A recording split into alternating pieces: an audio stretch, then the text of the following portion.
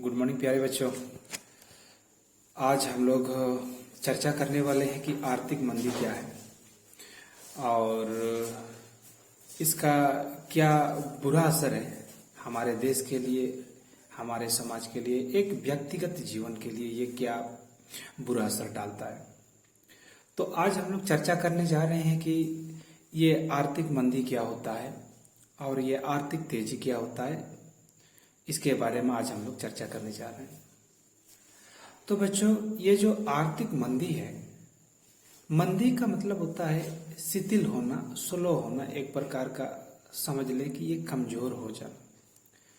जब हमारा अर्थव्यवस्था, हमारे देश का अर्थव्यवस्था कमजोर पड़ जाता है, जिस दर से पहले विकास की गति या विकास का रफ्तार जा रही हो और उस रफ्तार को छोड़ के नई रफ्तार यानी कि उसका काफी कम हो जाना, एक प्रकार का ग्रोथ रेट जिसको विकास दर कहेंगे, वो जब कम हो जाता है तो पूरा अर्थव्यवस्था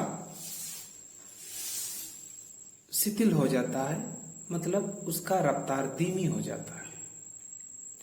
एग्जाम्पल के तौर पर मैं बताऊं, मान लेते हैं कोई व्यक्ति साधारण समय में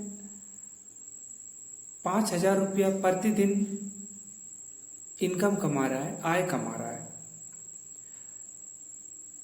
तो अगर वो 1 महीना काम करते हैं तो 1.5 लाख रुपया उनका इनकम होगा।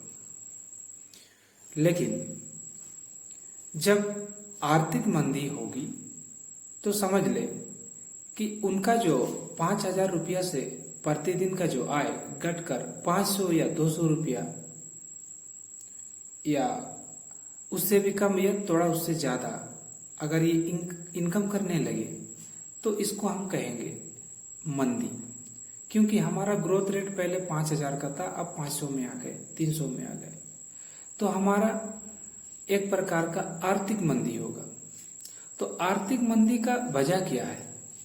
तो आर्थिक मंदी का वजह होता है जब मार्केट में अचानक अगर कोई क्राइसिस आए, पूरे देश में अकाल पड़ जाए, पूरे देश में कोई महामारी फैले या किसी और भी वैसी घटना, प्राकृतिक घटना हो या कोई अन्य घटना हो, उन घटनाओं के कारण पूरा हमारे देश या पूरे विश्व का जो विकास दर घट जाती है, तो उसको हम कहते हैं आर्थिक मंदी। तो आर्थिक मंदी का मतलब तो हम लोग समझ गए हैं, लेकिन अब हमारे देश में जो आर्थिक मंदी अभी वर्तमान छाई हुई है, उसका कारण क्या है? तो इससे हम लोग भली भांति अवगत हैं कि अभी कोविड-19 कोरोना का समय चल रहा है। 2019 के अंत में ये शुरुआत हुई थी, अब 2020 में पूरे विश्व में फैल गया।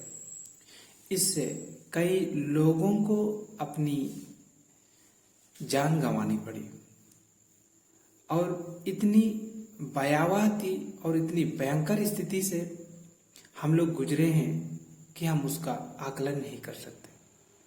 क्योंकि इस कोविड-19 में जान माल का काफी नुकसान हुआ है। यही कारण है कि पूरे देश में, पूरे विश्व में जो विकास दर, विकास की गति शिथिल हो गई, मतलब स्लो हो गया, मंद पड़ गई, डाउन हो गया, जिसके कारण हमारे देश में भी इसका अच्छा